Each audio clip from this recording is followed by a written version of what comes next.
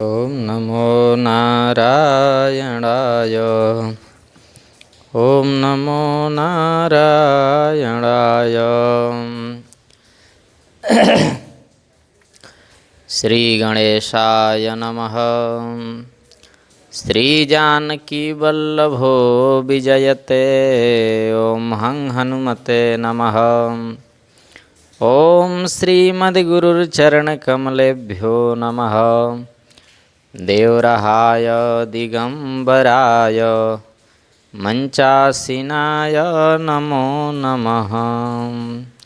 ओम कृष्णाय वासुदेवाय हरये परमात्मने प्रणतः क्लेशनाशाय गोविंदाय नमो नमः।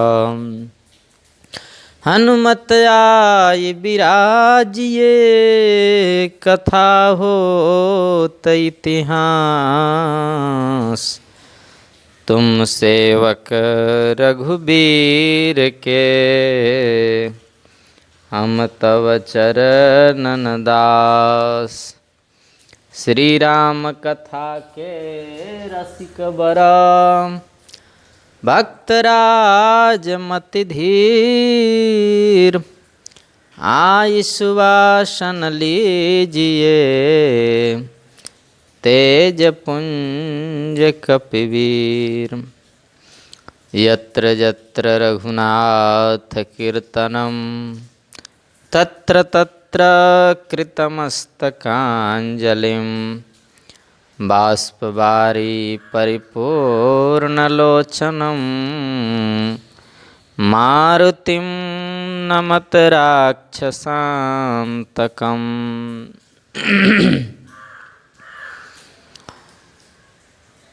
प्यारे प्रभु प्रेमियों, मानव देह पाकर जो भगवत प्राप्ति को अपने जीवन का ध्येय बना लेता है और एकनिष्ठ होकर सदा इस मार्ग पर अग्रसर रहता है, उसी का जीवन सफल है। ऐसा व्यक्ति ही इस जगत में पुण्यात्मा है और उसे नारायण के अंश से उत्पन्न समझना चाहिए। सएव सुकृति लोके गेयो नारायणां सजः। जिस कुल में सात्विक गुणों से संपन्न तथा दैवीय संपदा से समन्वित ऐसा भगवत भक्त संत सेवी जन्म लेता है, उसके पितर प्रमुदित होते हैं, उसके पितर आशीर्वाद देते हैं। देवता आनंद विभोर हो नृत्य करने लगते हैं और ऐसे सौभाग्यशाली को पाकर यह पृथ्वी सनाथ हो जाती है। मोदन्ते पितरो नृत्यति देवता सनाथा चेयम भूर्भवती। नारद भक्ति सूत्र में नारद जी कह रहे हैं, इतना सब होने पर भी क्यों नहीं इस ओर प्रवृत्ति होती, क्यों जगत की ओर दृष्टि होती है। इसके उत्तर में यही कहा जा सकता है कि आज मानव ने जीवन के वास्तविक उद्देश्य को भुलाकर सुख और दुख की यथार्थ परिभाषा को न समझते हुए संसार में सुख खोजने का मन बनाया है। इसलिए वह सारी विपदाओं से घिरा हुआ है। संसार तो दुखालय है और सुख के शाश्वत निधान हैं भगवान। भगवान और उनके प्रेमी भक्तों की उज्ज्वल गाथाएं मंगलमय चरित्रों के गान में और उनके द्वारा बताए गए रास्ते पर चलने में ही सच्चे सुख की अनुभूति है। भगवान को तथा भगवत भक्तों के साथ की गई उनकी लीलाओं को भूल जाना विपत्ति है, दुख है और उनकी निरंतर स्मृति बने रहना ही संपत्ति है और सच्चा सुख है। विपद विस्मरणम विष्णु संपद नारायण स्मृति। भक्त कौन है तथा भगवान से उसका कैसा संबंध रहता है, इसकी जिज्ञासा में परमाराध्य प्रभु स्वयं कहते हैं कि जो भगवान के चरणारविंदों से आधे पल के लिए भी अपना चित्त नहीं हटाता, निरंतर उन चरणों की सन्निधि और सेवा में लगा रहता है, उन्हीं का नित्य स्मरण करता रहता है, वही वास्तव में सच्चा भगवत भक्त है। अखंड तैल धारावत न चलति भगवत पदारविंदात लवनिमिषार्धमपि जह स वैष्णवाग्रयः। श्रीमद्भागवत 11:2-53 11वें स्कंध के दूसरे अध्याय के 53वां श्लोक है। प्रेम से बोलिए आनंद कंद भगवान की जय। तो भक्ति भक्त भगवंत गुरु चतुर नाम बपुए, इनके पद बंदन किए नासत विघ्न अनेक। आहा। और इसी दोहा का इस सत्संग के सत्र में व्याख्या चलता रहेगा। अविस्मृति कृष्ण पदारविंदयो क्षीणोत्यभद्राणि समं तनोति च सत्वस्य शुद्धिं परमात्मभक्तिं ज्ञानं च विज्ञानविरागयुक्तम्। भगवान श्री कृष्ण के, प्रभु नारायण के, प्रभु राम के चरण कमलों की अविचल स्मृति सारे पाप ताप तथा अमंगलों को नष्ट कर देती है और परम शांति का विस्तार करती है। उसी के द्वारा अंतःकरण शुद्ध हो जाता है, भगवान की भक्ति प्राप्त होती है एवं पर वैराग्य से युक्त भगवान के स्वरूप का ज्ञान तथा अनुभव प्राप्त होता है। भक्तमाल महाभागवत श्री नाभादास जी की महाराज की रचना है।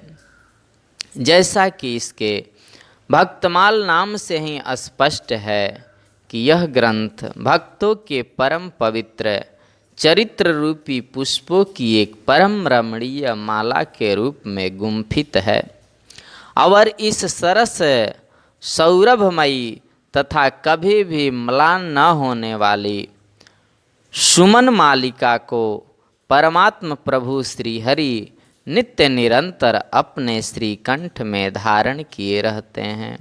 प्रेम से बोलिए भक्तवत्सल भगवान की जय। भक्तमाल में भक्तों का गुणगान है, जशोगान है और उनकी सरस लालित्यमयी लीला का विस्तार है। भगवान और भक्त का कैसा संबंध होना चाहिए, इसका दर्शन हमें भक्तमाल ग्रंथ के श्रवण मनन से भली भांति ज्ञात होगा। भक्तमाल के श्रवण मनन से शुष्क हृदय भी सरस हो जाता है और सरस हृदय में सदा के लिए भक्ति की लहरें आनंदोलित होती रहती है। यही कारण है कि श्रीमद्भागवत तथा श्री राम कथा के प्रवक्ता आचार्यगण भक्तमाल के भक्तों का दृष्टांत देकर सांगोपांग भक्ति रसों को संपुष्ट करते हैं। भगवत प्राप्ति के संसाधनों में भगवान के मंगलमय पावन नाम के कीर्तन, उनके दिव्य रूप के चिंतन और उनकी ऐश्वर्यमयी माधुर्यमयी मनोरम लीलाओं के गान तथा चरित्र श्रवण की जितनी महिमा है, उससे भी कहीं अधिक महिमा भगवान के अनन्य प्रेमी भक्तों की पवित्र गाथाओं के श्रवण और मनन की है। भगवान ही जब भक्तों की महिमा का मुक्त कंठ से गान करते हैं, तो ऐसे सौभाग्यशाली भक्तों की महिमा की क्या सीमा। इतना ही नहीं, भगवान स्वयं कहते हैं कि मैं भक्त जनों के पीछे पीछे यह सोचकर निरंतर विचरण करता हूँ कि उनके चरणों की पवित्र धूल राशि उड़कर मेरे ऊपर पड़ जाए और मैं पवित्र हो जाऊं। आहा, अनुव्रजाम्यहं नित्यं पूयेत्यंघ्रिणेणुभिः। श्रीमद्भागवत 11:14-16, 11वें स्कंध के 14वें अध्याय के 16वां श्लोक है। वास्तव में भगवान और उनके भक्तों में भेद का अभाव है। नारद जी नारद भक्ति सूत्र में कहते हैं, तस्मिन् तज्जनने भेदाभावात्। भक्त और भगवान में भेद नहीं होता। इसलिए भगवान का कथन है कि मेरा भक्त संपूर्ण लोक को पावन बना देता है, पवित्र कर देता है। मद्भक्ति युक्तो भुवनम पुनाति। भगवत प्राप्ति के जितने भी मार्ग शास्त्रों में निरूपित हैं, उनमें भक्ति मार्ग को सर्वोत्तम तथा सहज मार्ग बताया गया है। भगवान कहते हैं कि संपूर्ण योगियों में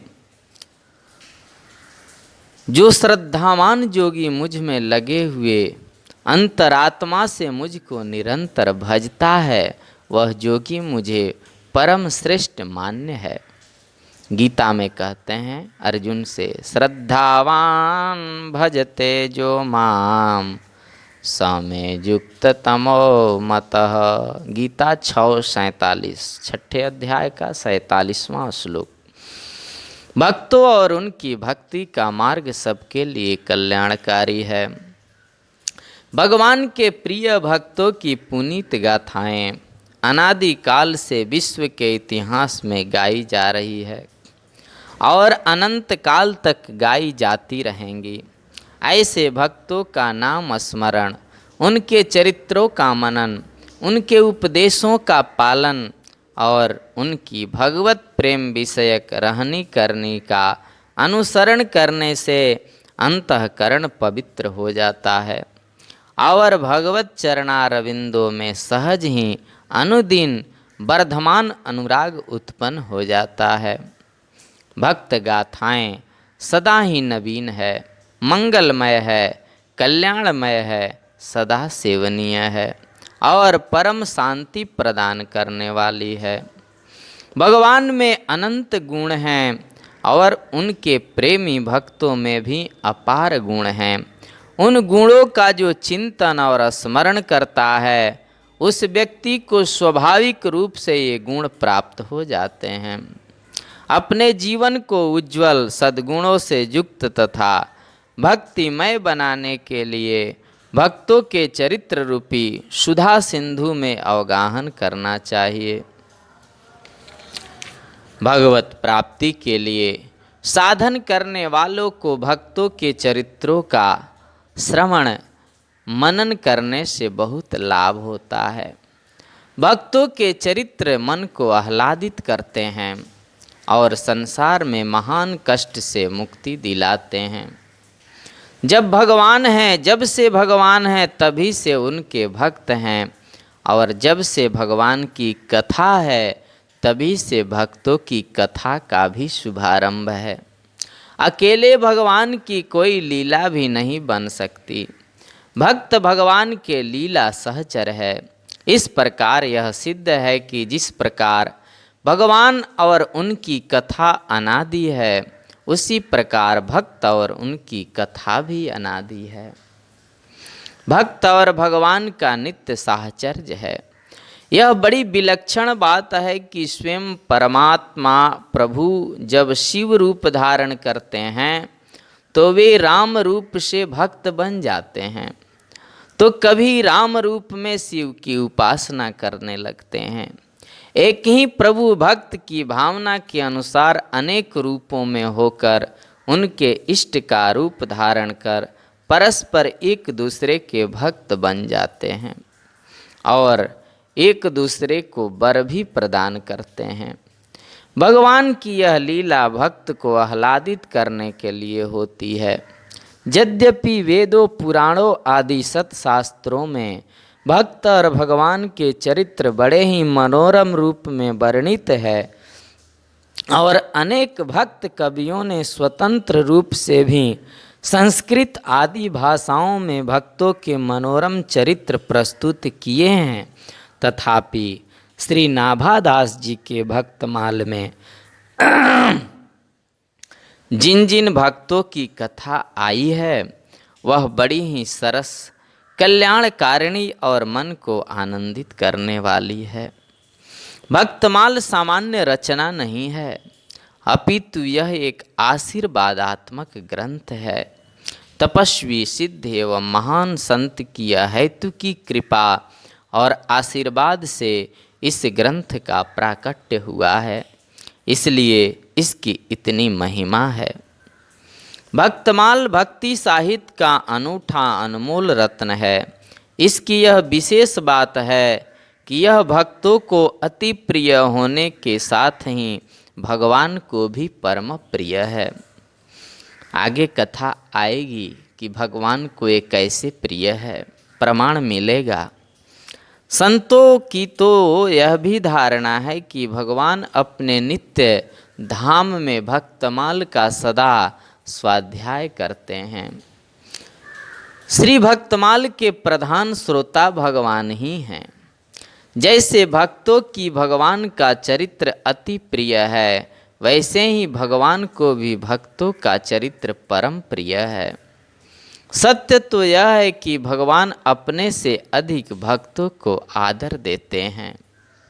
मोते संत अधिक करिलेखा।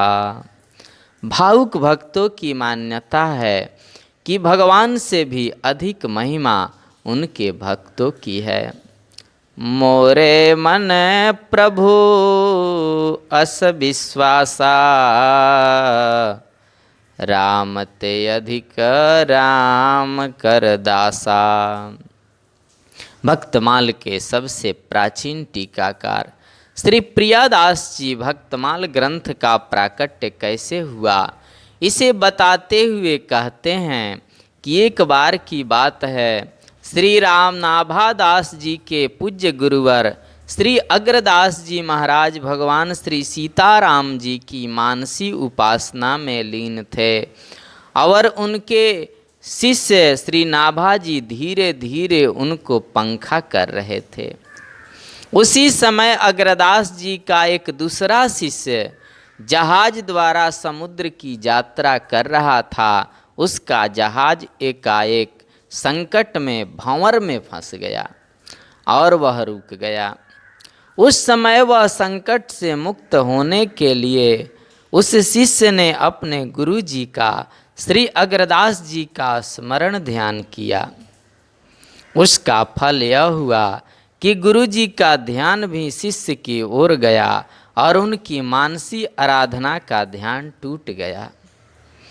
विलक्षण बात तो यह हुई कि इस ध्यान भंग की बात नाभा जी जो पंखा कर रहे थे ना, वो समझ गए।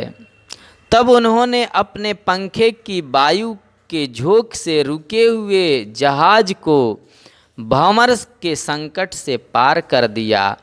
जहाज समुद्र में यथावत चल पड़ा। तब नाभा जी गुरु जी से बोले, गुरुदेव वह जहाज पुनः अब चल पड़ा है, अतः अब आप पहले के ही समान भगवान के ध्यान में लग जाइए। यह सुनकर अग्रदेव जी आंखें खोली और कहा, कौन बोला? नाभाजी ने हाथ जोड़कर कहा, वहीं आपका दास गुरुवर, जिसे आपने अपने प्रसाद दे देकर पाला है। नाभाजी की इस बात को सुनकर अग्रदास जी को आश्चर्य का ठिकाना न रहा और वे मन ही मन सोचने लगे कि वो इसकी ऐसी ऊंची अवस्था हो गई कि यह मेरी मानसी सेवा तक पहुंच गया। अभी भगवान का वो भोग लगा रहे थे मानसी सेवा में। आश्चर्य है कि इसने यहाँ बैठे ही बैठे दूर स्थित समुद्र में होने वाली घटना का प्रत्यक्ष देख भी लिया और यहीं से जहाज की रक्षा भी कर दी। फिर विचार करते ही उनके मन में बड़ी प्रसन्नता हुई। वे यह जान गए कि संतों की सेवा तथा उनसे प्राप्त प्रसाद भक्षण की ही यह महिमा है। इसी से इसे ऐसी दिव्य दृष्टि प्राप्त हो गई है। तब श्री अग्रदास जी ने नाभाजी को आज्ञा देते हुए कहा, यह भई तो पै साधु कृपा नहीं को, रूप गुण कहो हिये भाव को। हे वत्स, तुम्हारे ऊपर यह साधुओं की कृपा भई है। अब तुम उन्हीं साधु संतों का गुण स्वरूप तथा उनके हृदय के भावों का गान करो। गुरुदेव की इस आज्ञा को सुनकर नाभाजी ने हाथ जोड़कर कहा, हे प्रभु, हे गुरु भगवान, मैं भगवान श्री राम, भगवान श्री कृष्ण के चरित्र को तो कुछ गा भी सकता हूँ, किंतु भक्तों के चरित्र का आदि अंत पाना तो बड़ा कठिन है। भला मैं भक्ति के रहस्य को कैसे समझ सकता हूँ। तब अग्रदास जी बड़े प्रेम से उन्हें समझाते हुए बोले, जिन्होंने तुम्हें मेरी मानसी सेवा में प्रवेश करा दिया, जिन्होंने तुम्हें समुद्र में जहाज को दिखा दिया, जिन्होंने यहीं से पंखे की हवा से जहाज को आगे बढ़ा दिया, वही भगवान तुम्हारे हृदय में प्रविष्ट होकर भक्त के तथा अपने भी सब रहस्य को खोलकर बता देंगे। कही समुझाई वो हृदय, आई कही सब जिन लय दिखाए, दई सागर में नाव को। प्रियादास जी भक्ति रस बोधनी टीका में ये चर्चा करते हैं। गुरुदेव ने नाभाजी की आशंका को दूर कर दिया। बस अब क्या था, उन्होंने गुरुदेव की प्रेरणा प्राप्त कर उनके आशीर्वाद से भक्तमाल की उद्भावना कर डाली और इस घटना का वर्णन उन्होंने अपने ग्रंथ के प्रारंभ में ऐसे करते हैं, श्री गुरुदेव अग्रदेव आज्ञा दई, भक्तन को जस गाऊं, भव सागर के तरन को, नाहिन और उपाऊं।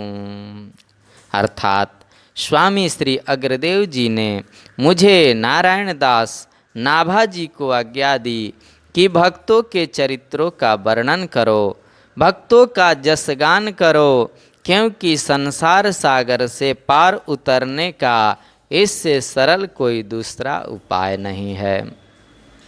इस पद में श्री नाभाजी ने अपने श्री गुरुदेव जी का नाम निर्देशन किया है और ग्रंथ रचना का हेतु बताया है। भक्त और भगवान में श्री अग्रदास जी ने केवल भक्तों के जसोगान की आज्ञा दी, कारण कि भक्त में, भक्ति में, भगवान में और गुरुदेव में सबका भाव निहित रहता है। अर्थात ये चारों एक ही हैं, भक्त, भक्ति, भगवंत और गुरु। श्री नाभादास जी ने भक्तमाल के प्रारंभ में मंगलाचरण में सबसे पहले यही बताया कि भैया इसमें भेद नहीं करना। भक्त भक्ति भगवंत गुरु चतुर नाम बपुएक, इनके पद बंधन किए नासत बेघ नयनेक। किसी भी कोई भी भक्त हो, उसकी भक्ति को और किसी भी उसके इष्ट अर्थात भगवान को और किसी के भी गुरु को या अपने गुरु को निंदा करने पर आपकी भक्ति टूट जाएगी। आगे नाभादास जी वर्णन करेंगे कि एक भक्त के मन में, वृंदावन के बड़े सिद्ध भक्त हुए, उनके मन में कबीरदास जी के प्रति उदासीनता हो गई कि कबीरदास जी उदासीन भक्त थे, कोई खास गुण नहीं था, जिससे उनके हृदय में प्रकट राधा माधव की दिव्य छवि समाप्त हो गई। फिर अपने गुरुदेव के पास गए, बड़े रोवे गिड़गिड़ाए, तो वे कहे तुमने किसी भक्त का अपमान किया होगा। बोले नहीं, और कुछ तो नहीं, लेकिन मैं यही सोचा था, कहा था कि कबीरदास जी के भक्ति में वो बल नहीं था, वो नीरस भक्त थे, बस हमने कुछ ऐसा नहीं कहा था, बस नीरस कहा था। लेकिन उसी से छवि गायब हो गई। फिर जमुना जी के तट पर बड़ी कबीरदास जी की प्रार्थना किए और कबीरदास जी प्रकट होकर के दर्शन दिए हैं उनको कि नहीं, वो ऐसा ही समय था और उसी समय के अनुरूप मुझे रचना करनी पड़ी। इसलिए नीरस हो या सरस हो, सब भगवान के भक्त हैं और भक्त में, भक्ति में, भगवंत में और गुरु में, ये देखने के लिए चारों अलग अलग हैं लेकिन हैं एक ही। फिर पुनः इसी से कल का सत्संग हम लोग प्रारंभ करेंगे। प्रेम से बोलिए आनंद कंद भगवान की जय, सद्गुरुदेव भगवान की जय, श्री देवराहा बाबा सरकार की जय। जय जय श्री सीताराम, नमः पार्वती पतये, हर हर महादेव शंभो। नारायण हरि।